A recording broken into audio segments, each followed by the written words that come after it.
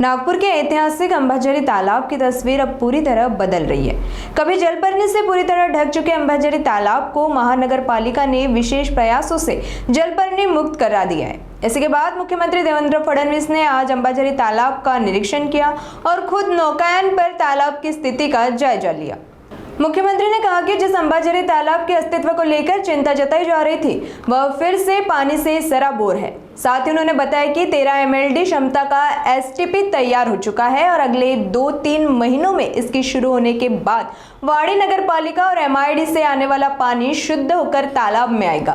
ऐसे प्रदूषण की समस्या पर भी नियंत्रण मिलेगा। वहीं अंबाझरी में युवाओं को कयाइंग और जल क्रीड़ा का प्रशिक्षण मिलने से भविष्य में महाराष्ट्र को अधिक पदक मिलने की उम्मीद मुख्यमंत्री फडणवीस ने जताई।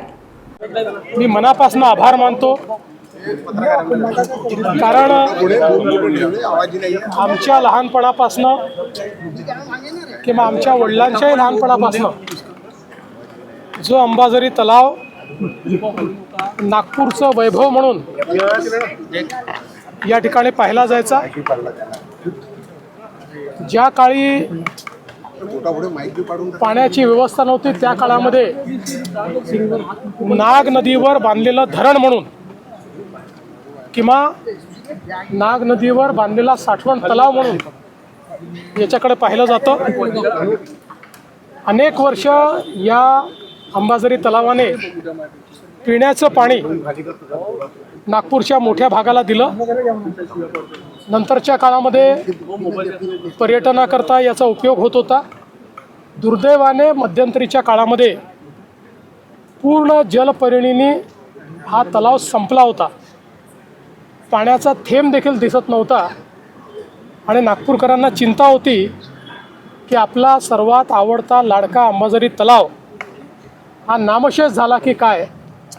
अशा परिस्थितीमध्ये महानगरपालिकेने उत्तम काम करून संपूर्ण जलपर्णी संपवली। अतिशय चांगला खळखळ असा तलाव पुन्हा वाहतोय, पाणी भरपूर आहे। आता त्यात मी नौकायानाचा आनंद देखील घेतलेला आहे। आता पुन्हा एकदा एक उत्तम पर्यटन स्थळ म्हणून याचा विकास करण्याकरता महाराष्ट्र शासन महानगरपालिकेला मदत करेल। हिंगणा MIDC असेल किंवा वाडी नगर परिषद परिसर तिथून प्रदूषित पाणी या भागामध्ये येते, ती एक कायमस्वरूपी समस्या राहणार आहे। नाही, ती समस्या याकरता राहणार नाही की आता वाडीचा 13 MLDचा STP हा तयार झालेला आहे आणि पुढच्या 2 ते 3 महिन्यात तो STP कार्यान्वित झाल्यानंतर जे वाडी नगरपालिकेचं किंवा तिकडचे MIDCचं घाण पाणी या ठिकाणी यायचं ते सगळं पाणी शुद्ध होऊनच येणार आहे।